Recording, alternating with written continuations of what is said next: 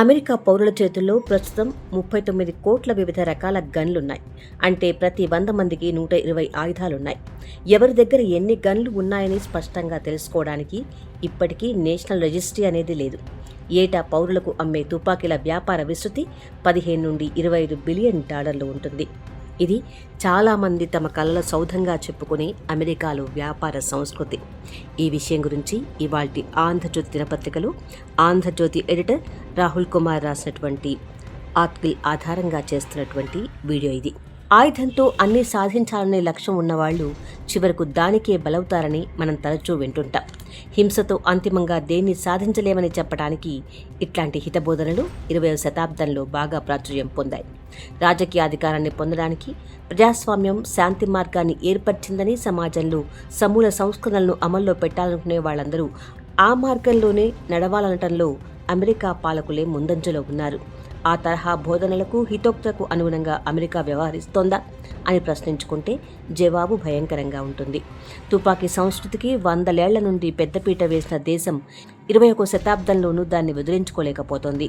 April 25న శ్వేత సౌధంలో విలేకరులకు ఇచ్చే విందు సమావేశంలో జరిగిన కాల్పుల ఘటన అమెరికా తుపాకీ సంస్కృతికి ఒక మచ్చుతునక మాత్రమే.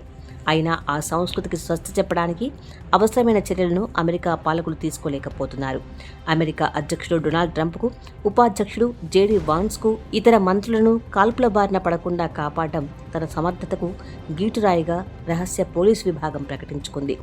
అదే సమర్థనను అన్ని సందర్భాల్లోనూ ప్రదర్శించిన దాఖలాలు లేవు.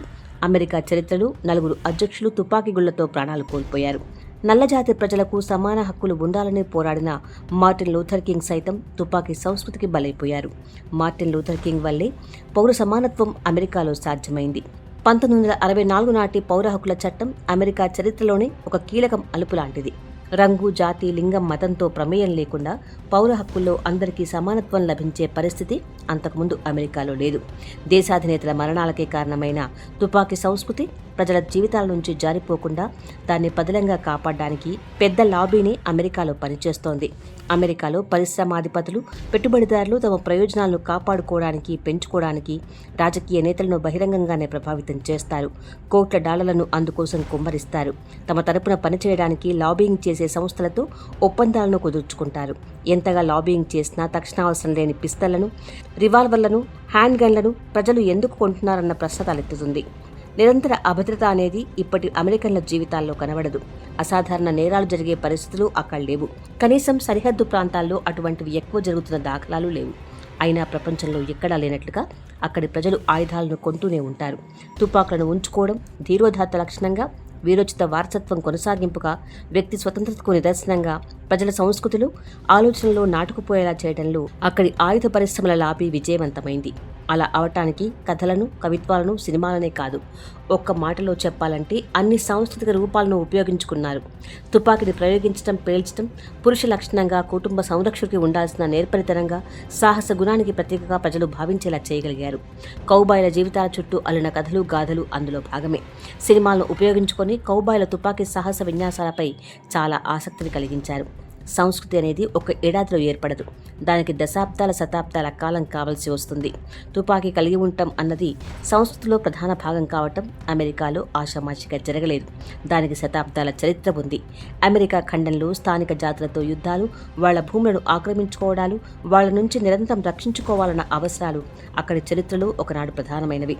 వీటితో పాటు తుపాకుల తయారీ ఒక పరిశ్రమగా పాదుకున్న తర్వాత దానికి ఇంటా బయట నిరంతరం మార్కెట్ విస్తరించుకోవాల్సిన ఆధునిక వ్యాపార అవసరమూ ఏర్పడింది. ఈ 2 కారణాలు అమెరికాలో తుపాకీ సంస్కృతి బలపడడానికి, కొనసాగటానికి కీలకంగా పనిచేశాయి.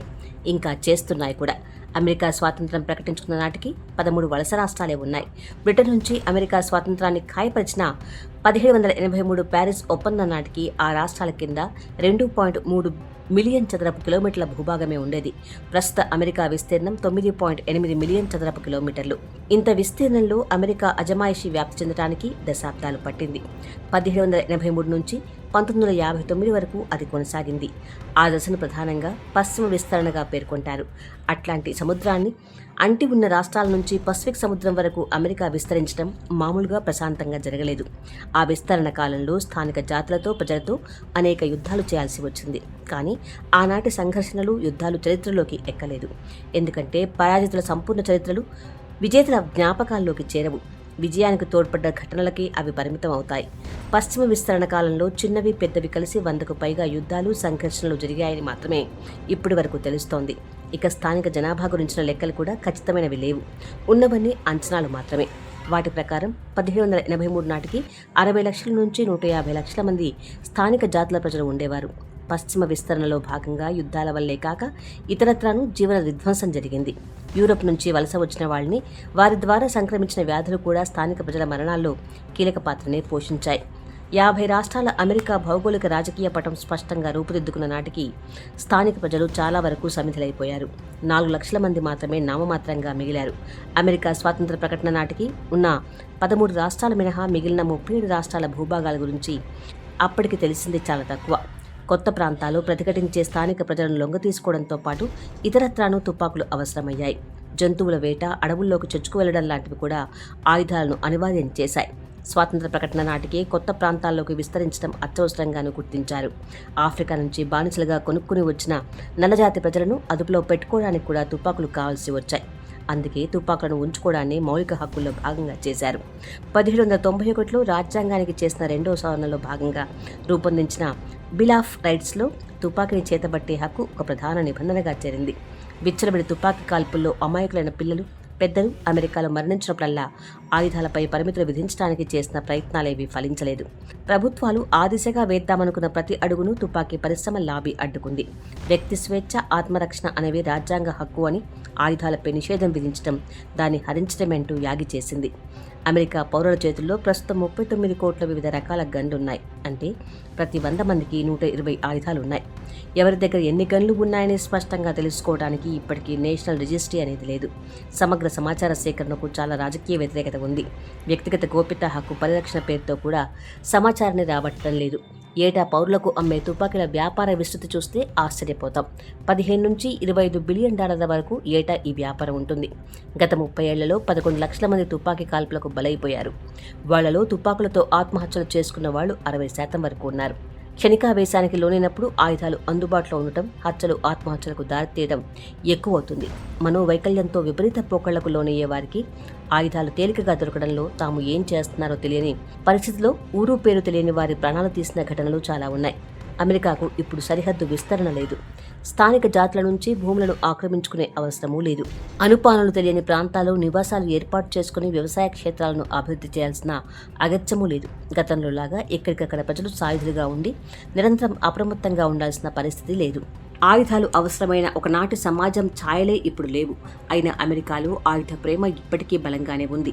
ఆయుధం లేని జీవితంలో లోపం ఉందనే విపరీత భావనను ఆ సమాజం దాటలేకపోవడానికి గన్ పరిశ్రమ లాబీయింగే ప్రధాన కారణం.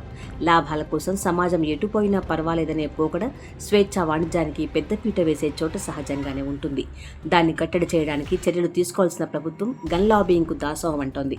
ప్రజలు కావాలనుకుంటున్నారు కాబట్టి ఆయుధాలను ఉత్పత్తి చేస్తున్నామని తుపాకీ తయారీ కంపెనీలు చేసుకునే సమర్థనలో ఎంత డొల్లతనం ఉందో ద రన్నింగ్ ఆఫ్ అమెరికా పుస్తకంలో పమేలా హ్యాగ్ ఎండగట్టారు. ఇబ్బడి ముబ్బడిగా తుపాకీలను తయారు చేసి ఆ తర్వాత ప్రజలు వాటిని కొనేలా కృత్రిమ అవసరాన్ని సృష్టించారు. అందుకే అమెరికాలో ఆయుధ ప్రేమ అన్ని హద్దులను దాటింది. అది కలగజేసే విపరీతాలను తెచ్చిపెట్టే లాభాలను వ్యక్తి స్వేచ్ఛకు నిదర్శనంగా భావించే ధోరణి ఆ సమాజంలో చెల్లుబాటు అవడానికి అదే కారణం. అదుపులేని ఆయుధ ప్రేమకు ఎంతటి మూల్యాన్నైనా చెల్లించడానికి ఈ రోజుకు అమెరికా సిద్ధంగానే ఉంది. మనుషుల ప్రాణాల కంటే తుపాకీ అమ్మకాలే అక్కడ విలువైనవి.